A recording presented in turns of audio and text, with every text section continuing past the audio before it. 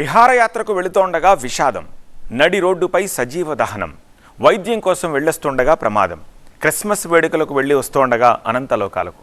తెలుగు రాష్ట్రాల్లో రహదారులు రక్తం ఊడాయి. రెప్పపాటులో జరిగిన ఘోర ప్రమాదాలు ఎన్నో కుటుంబాలకు తీరని శోకాన్ని మిగిల్చాయి. అయిన వారిని పోగొట్టుకున్న కుటుంబాలు రోడ్డున పడ్డాయి. కర్ణాటకలోని చిత్రదుర్గ జిల్లాలో జరిగిన ఘోర ప్రమాదం ఇది. బెంగళూరు నుంచి గోకర్ణకు వెళ్తున్న ప్రైవేట్ ట్రావెల్స్ బస్సును అతివేగంగా వచ్చిన లారీ డివైడర్ ను దాటి ఎదురుగా వస్తున్న ట్రావెల్స్ బస్సును ఢీకొట్టింది. డీజిల్ ట్యాంకును లారీ ఢీకొట్టడంతో క్షణాల్లో బస్సు తగలబడింది. ప్రమాద సమయంలో 32 మంది ఉన్నారు బస్సులో. ముందు భాగంలో కూర్చున్న ప్రయాణికులు తలుపులు పగలగొట్టుకుని ప్రాణాలు కాపాడుకున్నారు. కానీ వెనుక వైపు ఉన్న 6 సజీవ దహనమయ్యారు. మిగిలిన వారికి గాయాలు కాగా చిత్రదుర్గం, హిరియూరు, తుమకూరు, సిరా ప్రభుత్వ ఆసుపత్రులకు తరలించారు.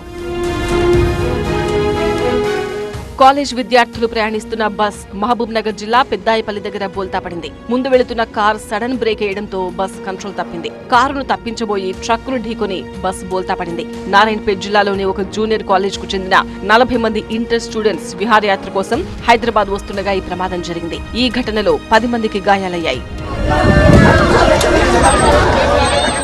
అదే సమయానికి అదే దారిలో వనపర్తికి వెళ్తున్న మంత్రి వాకిటి శ్రీహరి విషయం తెలుసుకుని ఆ ప్రాంతాన్ని పరిశీలించారు. మెరుగైన వైద్యం అందించాలని అధికారులను ఆదేశించారు.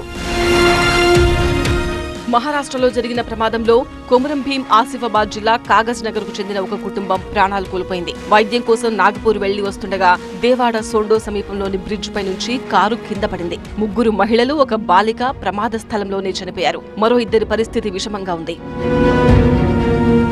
ఇక అల్లూరు జిల్లా అడ్డతీగల సమీపంలో ప్రైవేట్ బస్, బైక్ ఢీకున్నాయి. ఈ ఘటనలో బైక్ పై వెళ్తున్న భార్యాభర్తలు ప్రాణాలు కోల్పోయారు. అడ్డతీగల మండలం వేటమామిడిలో క్రిస్మస్ వేడుకలు జరుపుకుని చెరుకుపాలెం గ్రామానికి తిరిగి వెళ్తుండగా ఈ దుర్ఘటన జరిగింది.